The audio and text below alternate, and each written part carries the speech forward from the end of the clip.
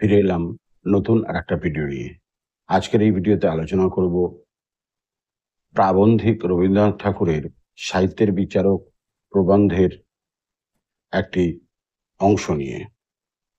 সাহিত্য প্রকৃতির আরশি নহে, এটাই আলোচনা করব। সাহিত্যের বিষয়বস্তু প্রকৃতি থেকে গৃহীত হয়, কিন্তু প্রাকৃতিক বস্তু ও পৃথিবীর ঘটনার সঙ্গে সাহিত্যে গৃহীত এই ঘটনা ও বস্তুর সম্পর্ক কি তা নিয়ে বিভিন্ন যুগে সাহিত্যতাত্ত্বিকগণ বিভিন্ন মতামত প্রকাশ করেছেন। কোনো কোনো সমালোচক বলেছেন, সাহিত্য হচ্ছে প্রকৃতিতে ও মানব জীবনের ঘটনা ও বস্তুরাশি, অ্যাজ ইট ইজ ফর্ম। অর্থাৎ তারা সাহিত্যতাত্ত্বিকের বিচারে হুবহু অনুকৃতিবাদী। বলা যায় ইউরোপীয় নেচারিস্ট সাহিত্যতাত্ত্বিকগণ এই মতে বিশ্বাসী। আবার অন্যান্য কিছু সাহিত্য সমালোচক সাহিত্য প্রকৃতির হুবহু অনুকৃতি হতে পারে না বলে মত প্রকাশ করেছেন। ক্রোবের মতে আর্ট ইজ আইডিয়ালিস্টিক্স, বা সাহিত্য বাস্তবে আরব সাহিত্য অনুকরণ।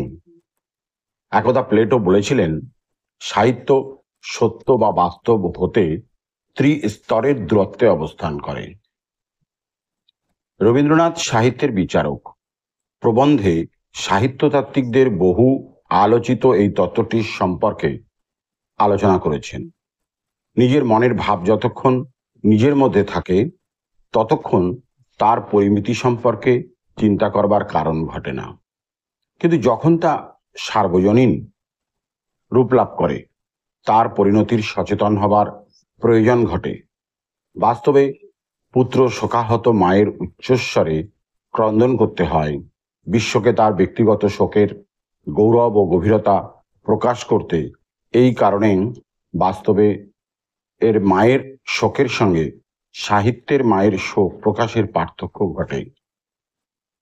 কারণ তার শোক প্রকাশ সর্বকালের সর্বমানবের জন্য, কেবলমাত্র উপস্থিত পল্লীবাসীদের জন্য নয়। উদাহরণস্বরূপ বলা যায়, যা প্রকৃতির প্রাকৃতিক বস্তু তা নিয়ে ব্যক্তির পার্থক্যের মতো পার্থক্য হয় না, কিন্তু যা ভাবের বিষয় তা 10 জনেরই কাছে 10 প্রকার মনে হয়। কালো প্রায় সকলের কাছে কালো হলেও কোনো বস্তু ভালো কিনা সে সম্পর্কে বিভিন্ন ব্যক্তির মতপার্থক্য হবে। এই জন্য সাহিত্যিককে যা ভাবের বিষয় তা প্রকাশ করবার সময় অনেকটা বাড়িয়ে বলতে হয়, যাতে তার বক্তব্য সকলের কাছে যথার্থ বলে অনুভূত হতে পারে। সুতরাং সাহিত্যিক প্রকৃতিকে সাহিত্যে উপস্থাপনের ক্ষেত্রে যে বাড়াবাড়ি করে পারে না কেন, সেটুকু তাকে সত্যের অনুরোধেই করতে হয়। সত্য রক্ষাপূর্বক এই বড় করিয়া তুলিবার ক্ষমতাই সাহিত্য কাব্যের যথার্থ পরিচয় পাওয়া যায়। যেমনটি ঠিক তেমনই লিপিবদ্ধ করা সাহিত্য নহে। সাহিত্যের সত্যের সঙ্গে প্রাকৃত সত্যের পার্থক্য রয়েছে। প্রকৃত মা তার শোক প্রকাশের সময় অঙ্গভঙ্গি, কণ্ঠস্বর প্রভৃতি দ্বারা শ্রোতার সমবেদনা উদ্দীপ্ত করে, কিন্তু সাহিত্যের আশ্রয় একমাত্র ভাষা। দ্বিতীয়ত, প্রাকৃত শোকাতুরা মাতা শোককে কখনো পরিপূর্ণ করে প্রকাশ করতে পারে না, কিন্তু সাহিত্যই শোককে সম্পূর্ণরূপে চিরন্তন করে প্রকাশ করে। সাহিত্যকে এই জন্য প্রকাশ করার আশ্রয় গ্রহণ করতে হয়। এখানে মনে রাখা দরকার, মন প্রকৃতিকে তার নিজ স্বরূপে গ্রহণ করে না, কিন্তু বাদশাদ দিয়ে কিছু যোগ করে প্রকৃতি থেকে যে গ্রহণ করে।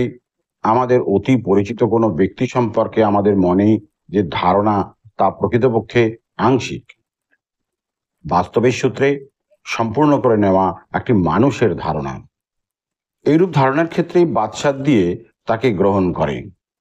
যেহেতু সাহিত্য মন থেকে তার উপাদান সংগ্রহ করে, তাই বাস্তব থেকে প্রতিফলিত সাহিত্য রূপ ও পৃথক হয়ে যায়।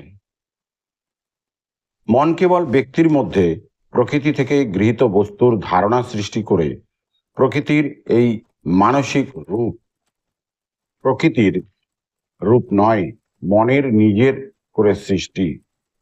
সাহিত্য আবার মানসিক রূপকে সাহিত্যে গ্রহণ করার সময় রূপকে সর্বজনীন ও চিরন্তন করার জন্য আবার যোগ বিয়োগ করে নেয়। এই রূপে প্রকৃতি হইতে মনে আর মন হইতে সাহিত্যে যাহা প্রতিফলিত হইয়া ওঠে তাহা অনুকরণ হইতে বহু দূরবর্তী। রবীন্দ্রনাথের মতে সাহিত্য তাই প্রকৃতির অবিকল অনুকৃতি নয়, প্রকৃতিকে মন এবং মন হতে সাহিত্য নূতন করে সৃষ্টি। এই ছিল সাহিত্যের বিচারক গ্রন্থের অন্তর্গত সাহিত্য যে প্রকৃতির আরশি নহে তার আলোচনা।